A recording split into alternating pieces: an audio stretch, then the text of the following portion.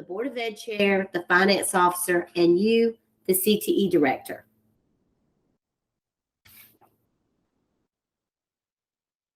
The steps on this slide show the annual process that North Carolina CTE takes to ensure that subrecipients, that's you at the local level, are using the funds provided by Perkins 5 as intended in the legislation.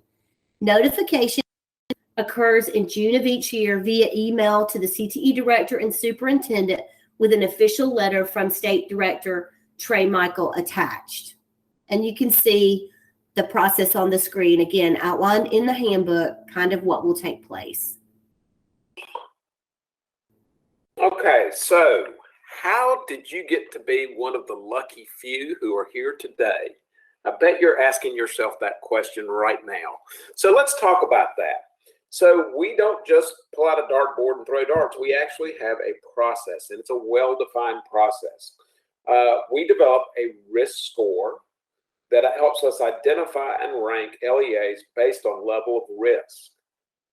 So before you see some of the criteria that's used in that risk tool.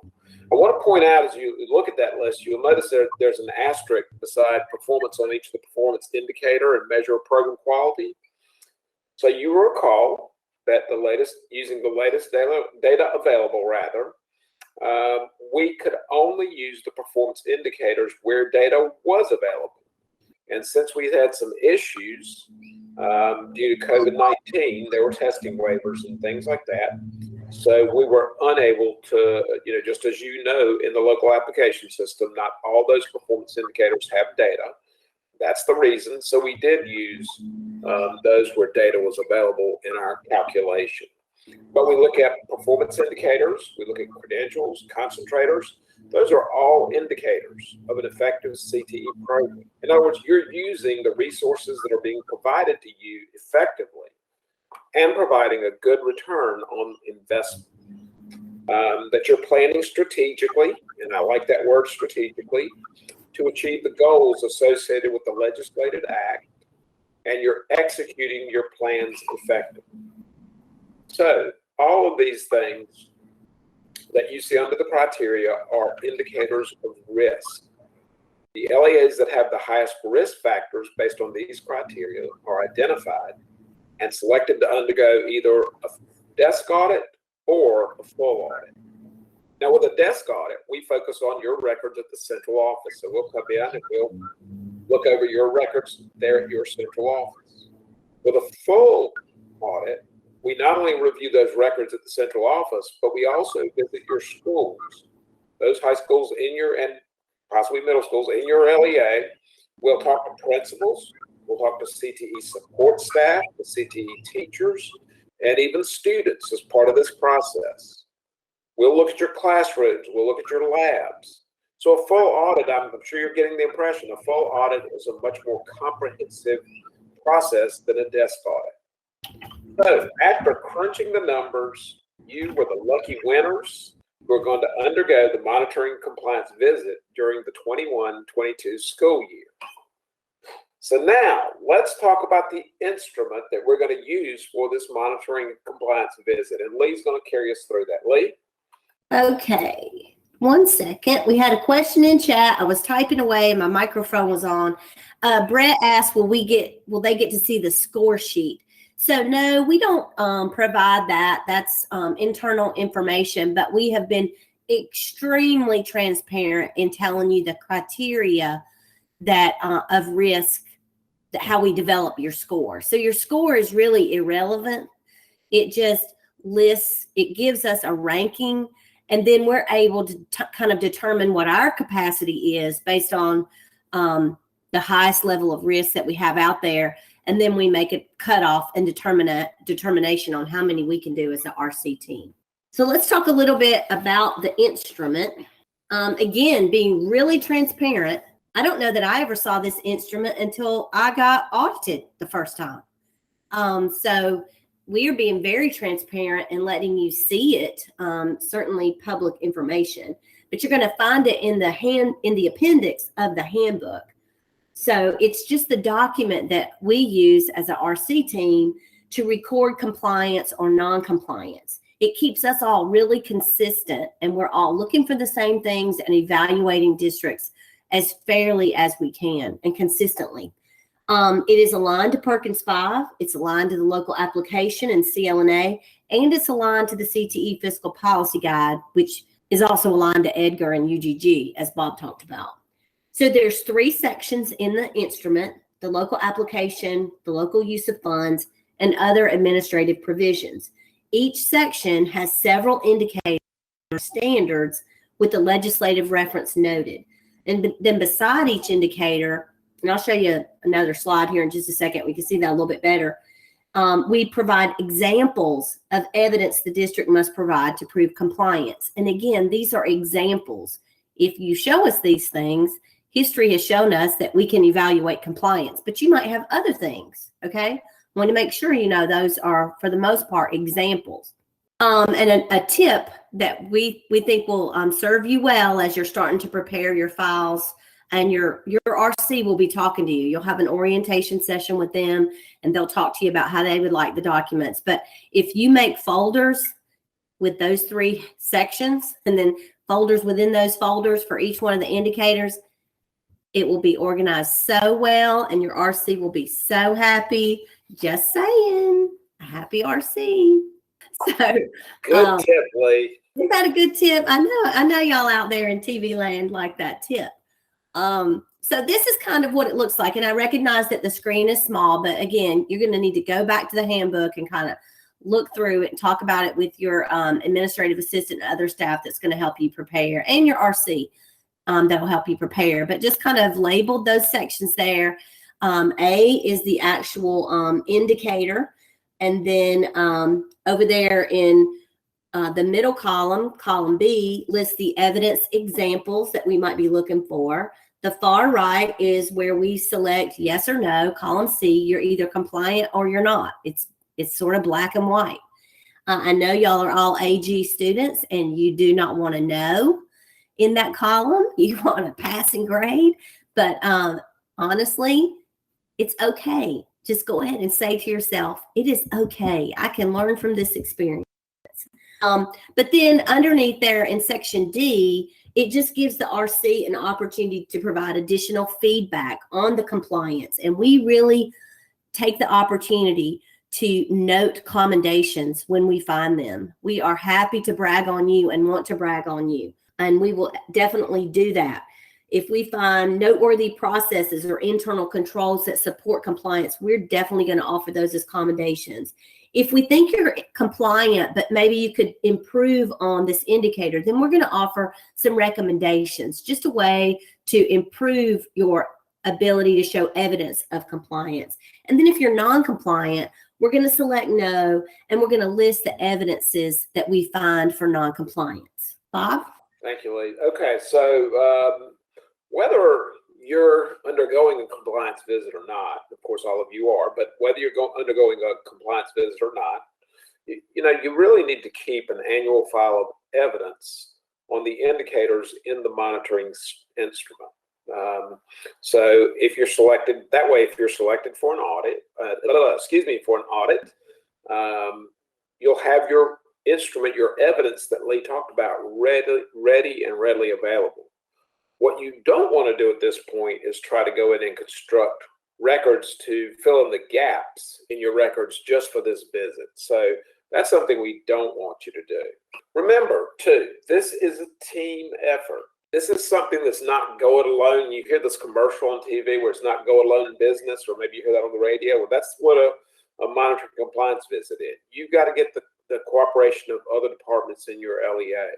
And most notably, you can see that last bullet, HR, finance, school level staff, if it's a full audit for sure, because we're going to visit those schools and we're going to talk to student, staff, and administration, as we mentioned previously. Even when you have your records, you're still going to need the cooperation of these other entities within your LEA. Again, it's not a go it on your own type of event. You can also utilize your local team there of CTE staff to help you pull this information together and get ready for your monitoring and compliance visits. Now, we let your superintendent know that we're coming because in part we want to pave the way for you to get that we want to pave the way for you to get the cooperation of those other departments. And again, we mentioned earlier the assurances in the local application system that your board agrees to. That's one way. That's one of the reasons we do that. In addition to the legal requirement, is that should also help ensure the cooperation of all those other colleagues in your LEA. And I want to jump back for just a minute. I kind of skipped over the middle two bullets. I want to just touch on those real quickly. Again, the records that you should have, they should be orderly. They should be systematic. We should be able to locate them very easily. They should be readily available. They can be electronic. They can be paper. They can be a mix. A lot of them these days will be electronic, but there are still some times where there are paper records, and those are certainly fine. But again, you need to make sure that you've got a structure there when you pull those records together. So next slide, please. So let's talk again. Let's go back to the monitoring instrument. So here's another screenshot of the monitoring instrument. And you can see we've pulled up one of the indicators. We've got the evidence. We've got compliant. We've got that column pulled up. So here's another screenshot of that instrument. The blue circle identifies the indicator. The red circle identifies examples of evidence needed to show compliance with this indicator. So as you start to develop your folders, those are the types of evidence that you might pull to put into those appropriate folders as evident that you're compliant, that you've got records to prove you're compliant. So the indicator here refers to licensure. So North Carolina General Statute requires all CTE staff to be appropriately licensed. You guys probably know that already. I hope you do. So to prove your compliance, you can use documents listed in the evidence column to prove that all your folks are appropriately licensed. So you may have, as you can see here, you may have screenshots, or you may have printouts. You may have a report from licensure, from the online licensure system provided by your district HR. Those things would all tend to indicate that your teachers and your staff hold the appropriate license to do the work that they're doing. Remember, though, your RC is there as a resource. So at any time, you're going to have this orientation, and then you'll have time to prepare. If at any time you've got a question and you're not sure about something, get in touch with your RC. Make sure it's done prior to the visit. Give yourself plenty of time. But if you've got questions about that evidence and what's needed, talk to your RC, and they'll be glad to share, give you some guidance there as far as pulling that information together. And I'm going to throw in a tip, and again, no extra charge for this.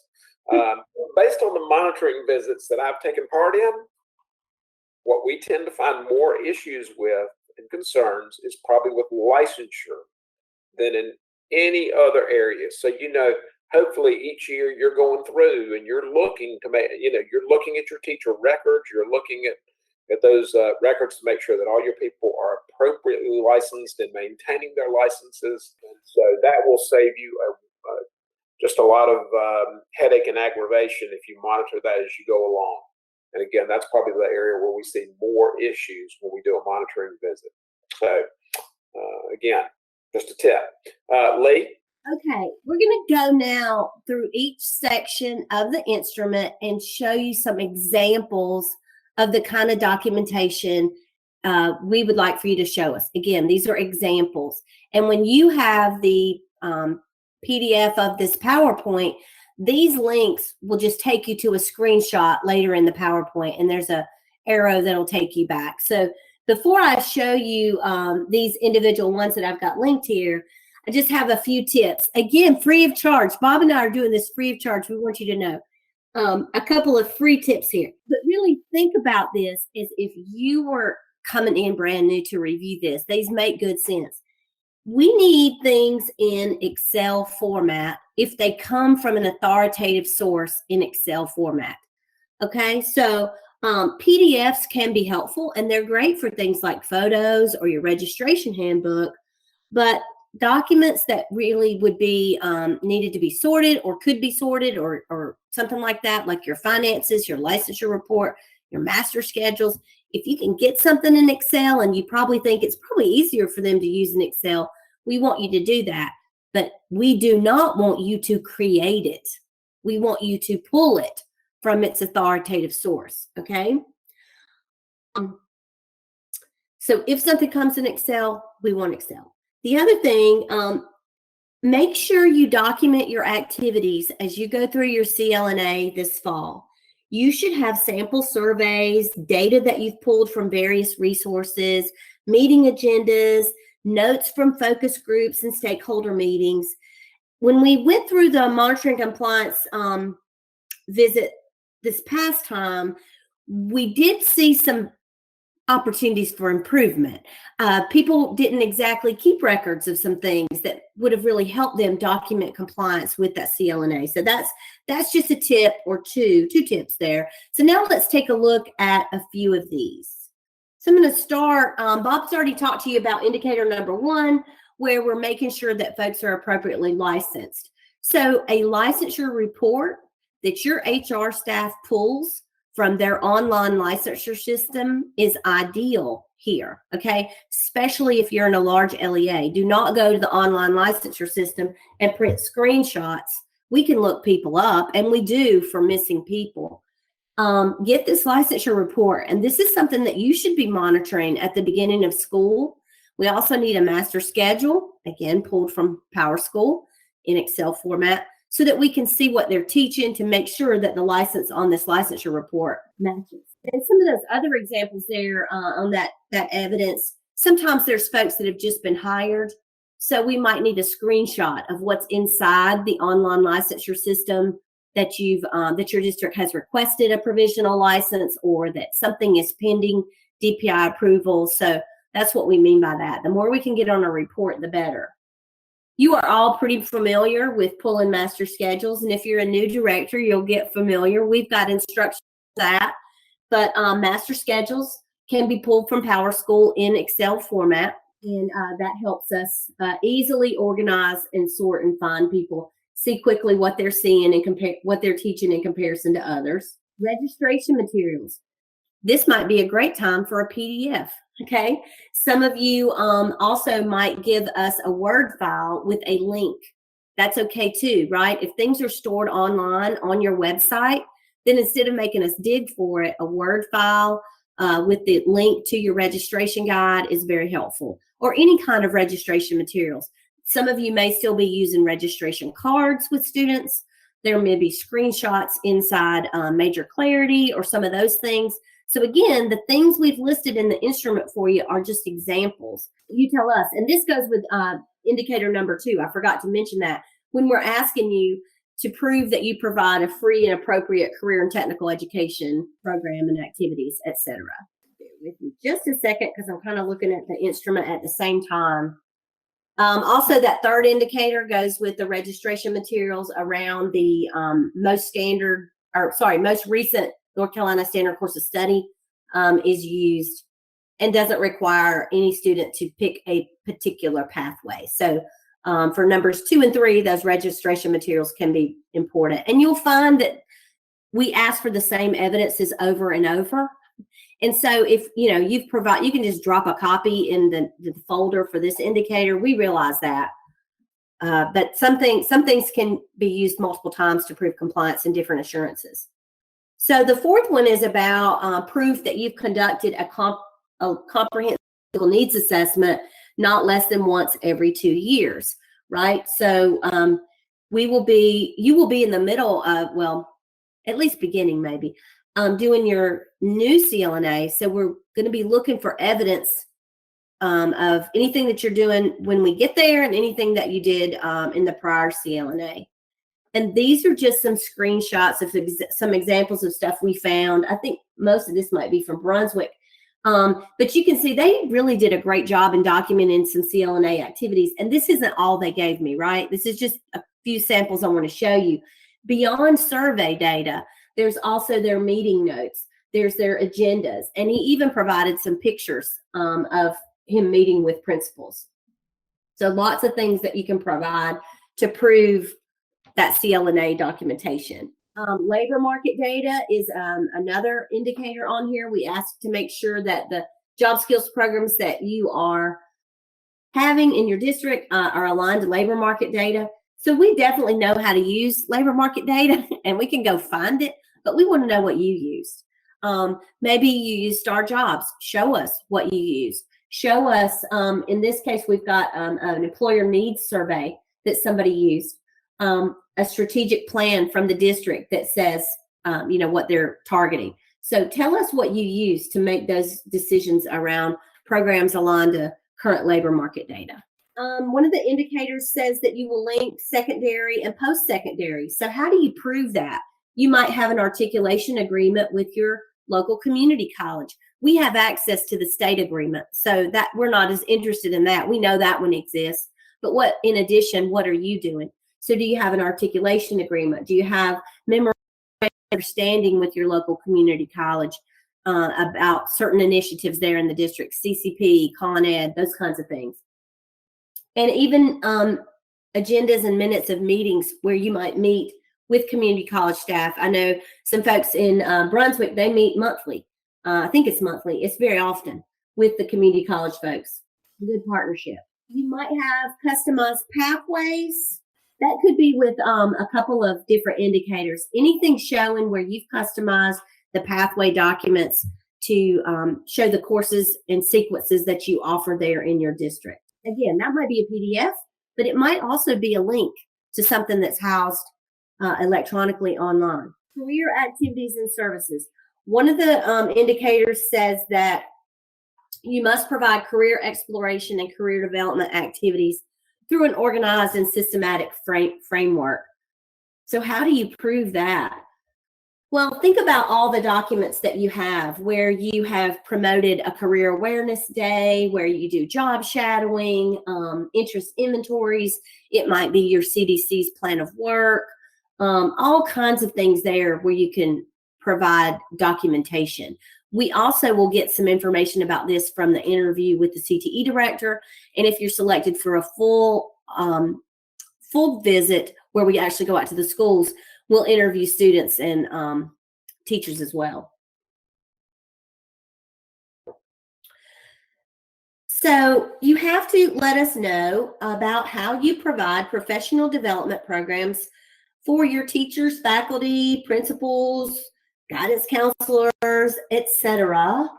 So very helpful if you give us a separate spreadsheet showing your expenditures in Object Code 312 for both your federal and state fund sources. But if it's in your other documents, we can find it there too. Just make sure your RC knows where it is. But one of the things that we look for in this section is that there was a prior approval for the professional development.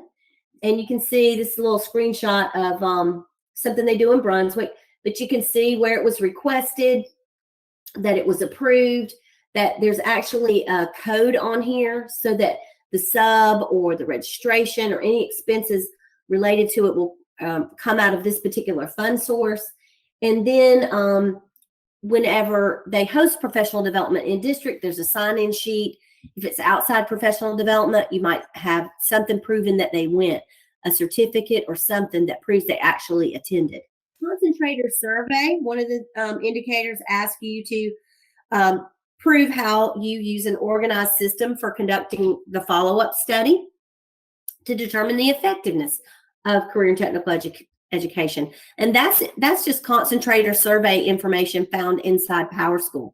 Sometimes RCs can see this. It kind of varies with each district. So it's really helpful if you pull it for us. And excuse me, that's just your concentrator survey screen, and you indicate the year there. Last but not least, in section A is proof that you're meeting with your business advisory council. So we'll want to see minutes, bylaws, sign-in sheets, agendas to prove that you're meeting twice per year. Okay, so Lee, we're going to give you a break for just a minute. So Lee covered quite a bit there in section A, and that's probably the largest section in terms of a lot of the evidences and certainly the number of indicators. Section B is about how you use your local funds. So as you look at the sample evidences in both sections A and B, you're going to know, and Lee's already alluded to this, that some of the reports are going to require you to work with finance and with HR. Some of them may be duplicated, and that's okay, because some of the evidences are needed for multiple indicators. So again, earlier we talked about it being a team effort.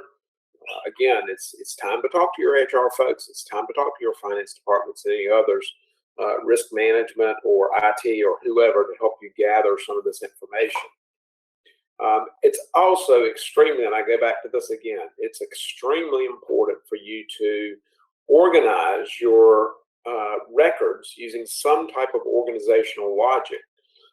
For example, if your purchase orders, if you're using your purchase orders, or you're going to provide your purchase orders as examples during this section, they need to be organized in some fashion by either date or PO number or vendor, perhaps. I've seen lots of different organizational structures, but what you don't want to do is just take your purchase orders or PD travel requests or those kinds of documents and just put them into a notebook in no logical order. You need to adopt some type of organizational strategy, and that again will pay benefits for you down the road as you go back, and you're just able to better track the use of your resources if you have some structure to easily access those records. So remember, we're going to look at your physical records for the current year and for the past year.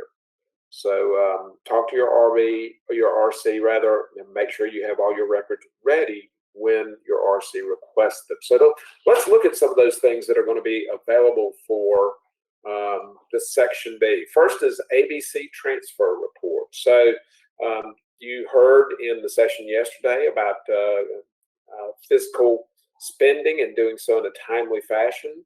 That one of the things recommended was to do your ABC transfers early.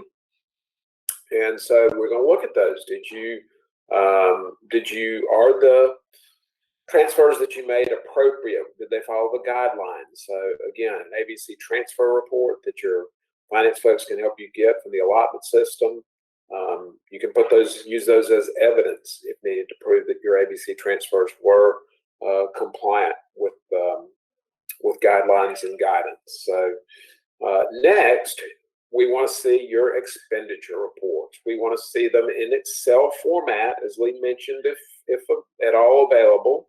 So if you're going to choose a download out of an authoritative source system, please, again, choose Excel. Those are sortable. Your expenditure reports need to be provided for 13, for 14, PRCs 13, that's months of employment, for 14, state program support, and for 17, your federal dollars. We want to see the details. We want to be able to follow where your money's going. Okay, so we want that budget with the details. We want to look at specific purchase orders. So as we're looking at those expenditure reports and we see purchase orders in there, we want to be able to go in and say, okay, they've got a purchase here with a particular vendor. What did they purchase? Why did they purchase it? Did they get it? Was it paid out? So we want to be able to follow the process. We'd love to see if there was a request. We'd like to see that documentation. We'd like to see the requisition if one was created. We'd like to see a copy of the purchase order. If there's a receiving report, that should be there. And then where did it go? Did it go into a classroom somewhere? And how do you know that it got there? If you don't have that kind of documentation and records, it's very tough for you to manage, especially if you've got several high schools. It's really tough to manage and determine that, yes, that printer you bought for that program is in that classroom. And I think you heard Kathy mention yesterday, Kathy Brewer mentioned, she went in to look for a 3D printer, I believe it was, and found out the teacher had given it away because he just didn't want it. So again, purchase orders, the documentation should be complete and logical and should really walk us through that process of who was involved and who received it and where it is. All right, payroll report for 13. I mentioned that we wanted to see your expenditures for 13. We'd like to see a payroll report. We want to see who is being paid, the budget codes that are being used, the position. We want to see the percentage employed. We want to see that information.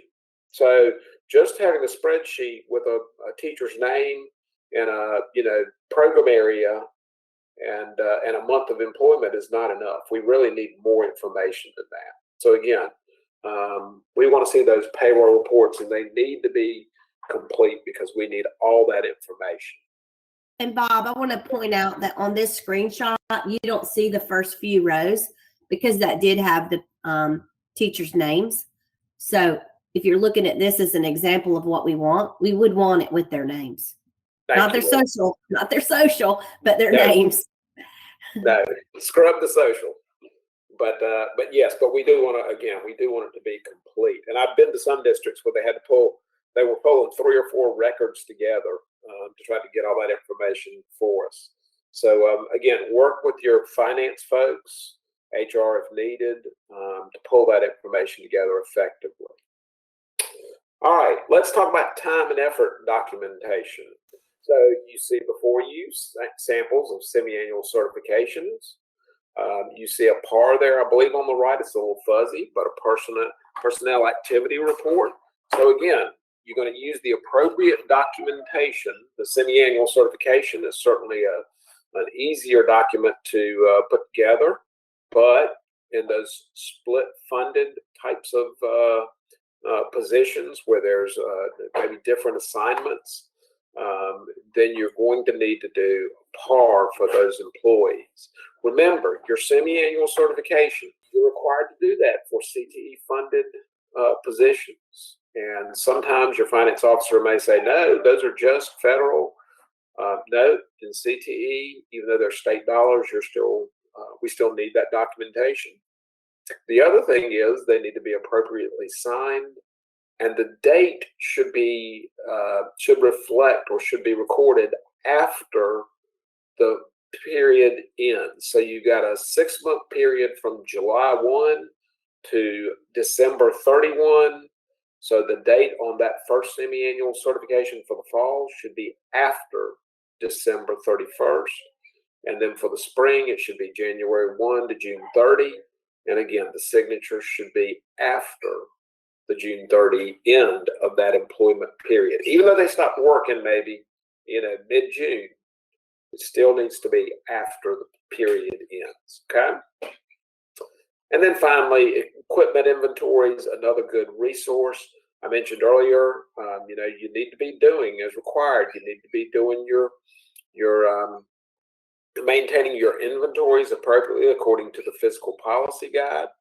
We want to see where all your equipment is, especially if you used 461, object code 461, 462, 541, or 542. And you remember when you turn in your budget, you have to identify what you're purchasing, quantities, unit costs, those kinds of things. What we want to see on your inventory, definitely want to see those items on your inventory. And we want to know where they wound up and are they still there. And again, you should want to know that information to make sure, again, that you're safeguarding your CTE resources. Okay? All right. And I think that those are most of the evidences for Section B. So, Lee, you want to carry us? Are you next? Yep.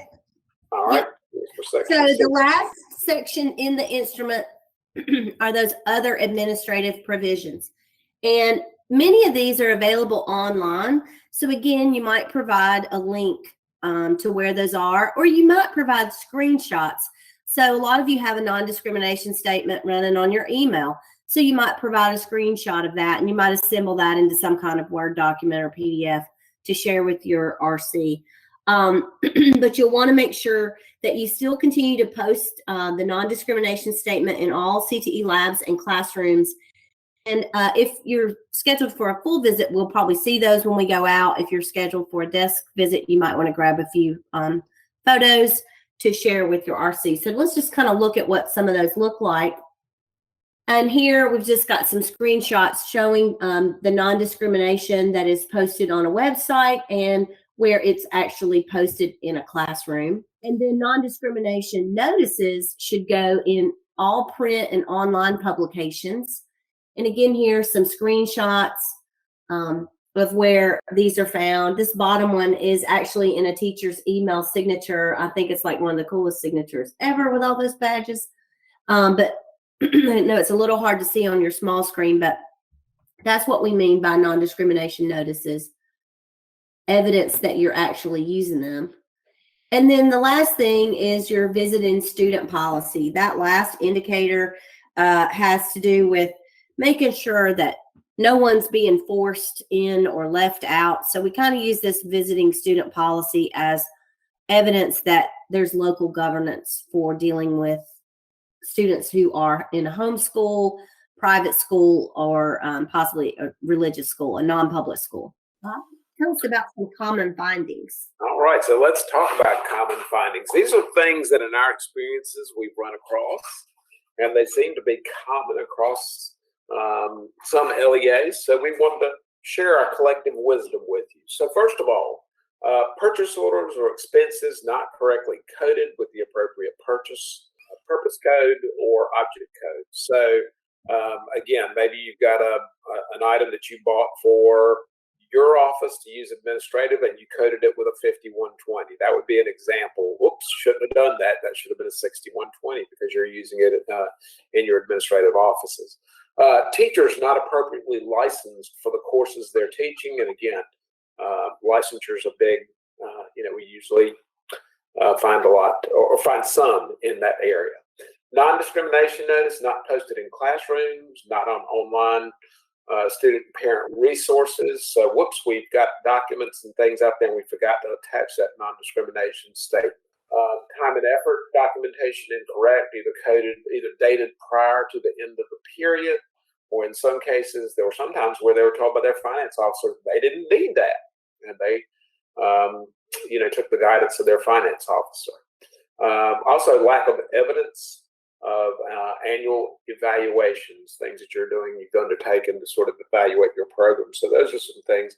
And again, as part of that evaluation process, I just want to mention something. Lee talked earlier, I think, about CLNA activities and documenting those.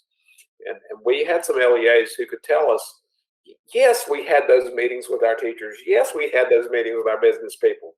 But you know what? They had an agenda where maybe they had even an evidence of they were going to do it, but they didn't have any notes. They didn't have any minutes, those kinds of things to document what went on and what happened. So again, if you don't document, then it really didn't happen when it comes time to do a monitoring for compliance visit. So you're doing the hard work, make sure you're documenting the hard work that you're doing. Okay. So Lee, you're going to tell us what happens when we find a non-compliance issue during the visit? Yes, and I know with this group, Bob, there will not be any non-compliance. Aren't you feeling it? I'm feeling it. I'm feeling it. But listen, we do not want y'all to be worried, okay?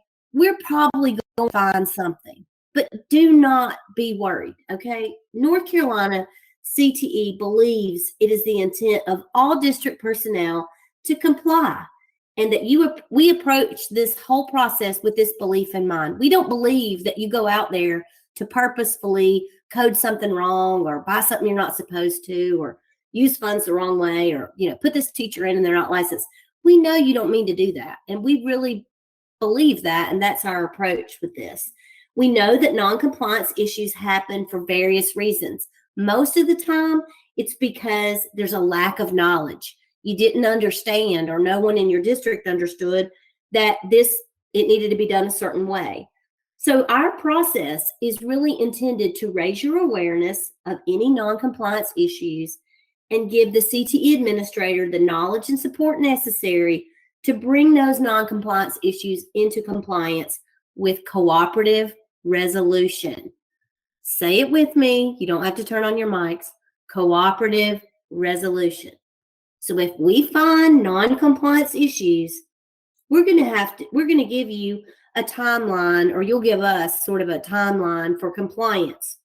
We'll work with you on that. It may be in the form of an action plan, but that's really just for documentation purposes, okay? Sanctions and the recovery of questioned costs may be implemented in the most severe cases. Most of the time, we can correct things with a journal entry, with improved internal controls, with getting the teacher a provisional license in the area, with rescheduling the teacher the next semester, things like that. So I want you to keep that in mind, because we really strive for that cooperative resolution. So what happens after the visit, Bob? Anna, can you hear me? Sorry. Oh, there's Bob. Okay, Bob, what happens after the visit? So after the visit, your RC will go back and review all the notes and prepare a detailed report within 30 days of the final visit, final communication. So I want to clarify that just a minute. I know we're getting close to the time, but we'll come to your site for 2, maybe 3 days, depending on the size of your LEA and the work we're doing there. We leave there. If we have additional questions, we may need to contact you. So it's 30 days from that final communication, not just the final date of the visit. The school system or LEA responds in writing to issues of noncompliance with action steps to correct the findings. Here's what we're going to do. You found these issues of noncompliance. Here's what we're going to do to become compliant.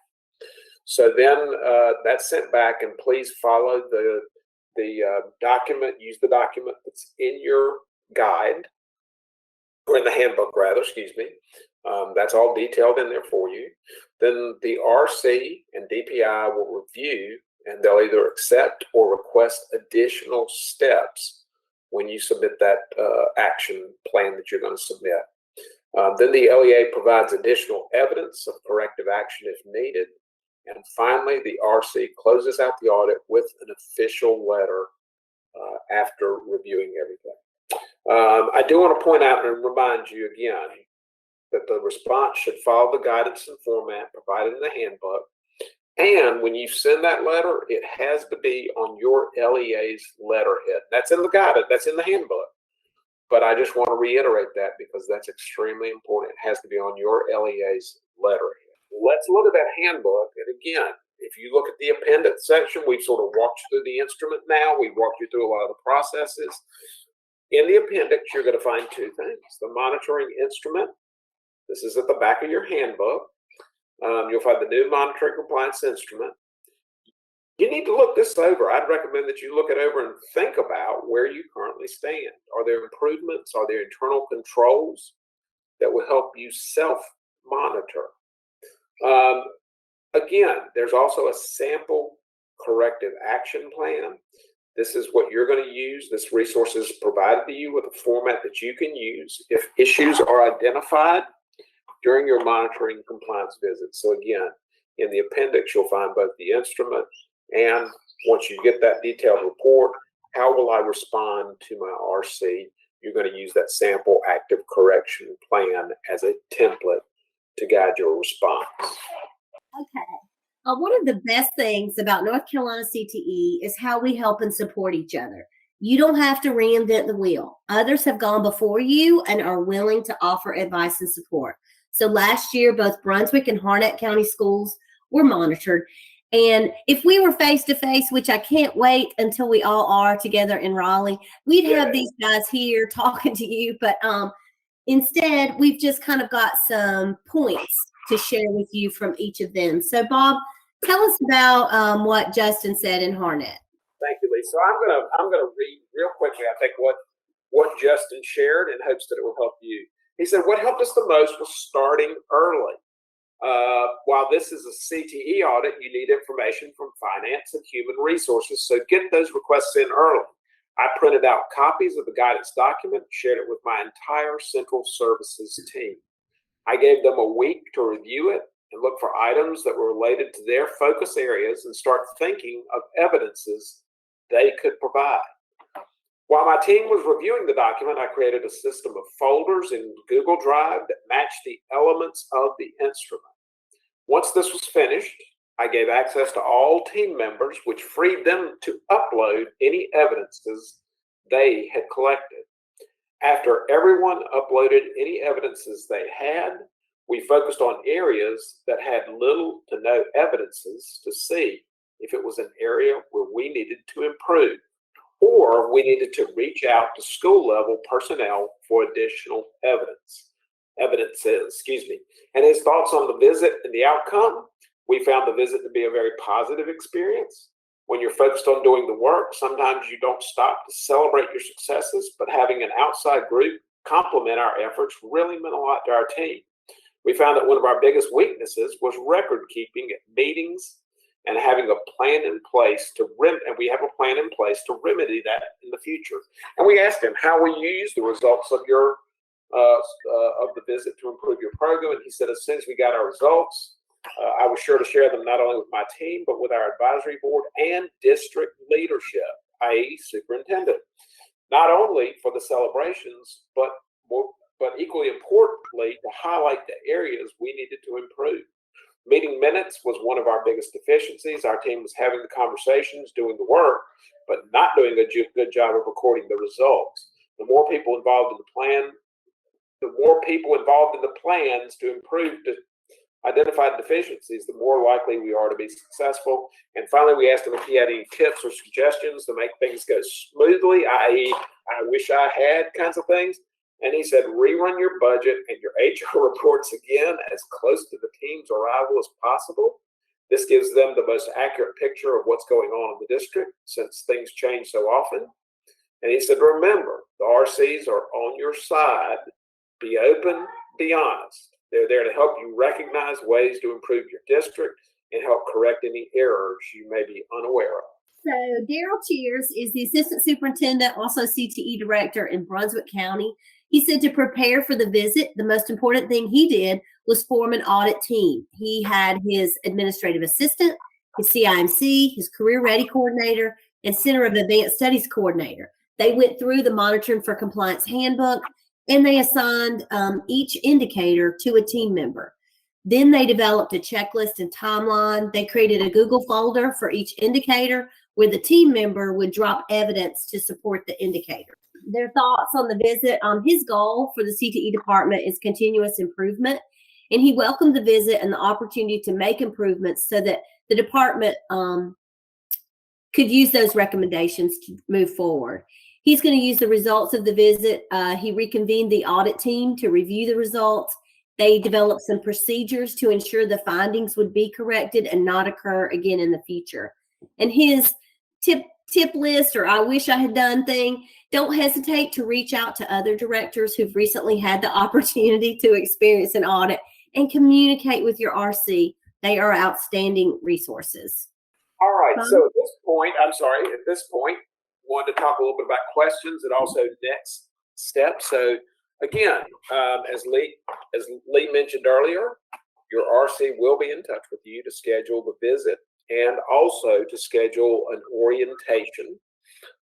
And they'll try to work with you to make sure that these things happen in a fashion that works with your school district's schedule. So that's the next step. And of course, for you guys, you got the handbook today, you got the instrument today. I would go back and look at those things as well. And then I said we had a couple of, or a question in the chat, and I think I answered it. How many years do we go back for evidence and documentation? And again, when we come in, and your RC will, I think goes over this in your orientation, or should go over with you, we look at the current school year, which will be 21-22, and we also look at records from the prior year, which would be 2020 and 2021. So I answered that, but wanted to make sure we answered it verbally as well. And there have been occasions where I have gone back more than the prior year if there's a serious issue that we want to trace back. So we're not just limited, but that's all we ask you to prepare records wise. Evidences, prepare for the current school year, wherever you are up to the time of the visit, and the prior year. Thank you, Lee. Other questions? All right. Well, we're going to watch for more questions to come in chat, but we want to get you to use the chat feature to let us know with a plus or a minus. Do you kind of understand the process and timeline for monitoring and compliance?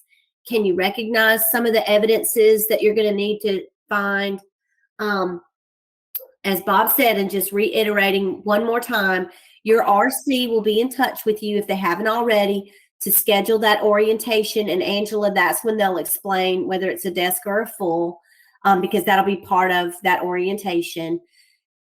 They will walk you in detail through that instrument, what they're looking for, some best tips from them, how you need to organize. A lot of people use a shared Google Drive for all things that are electronic.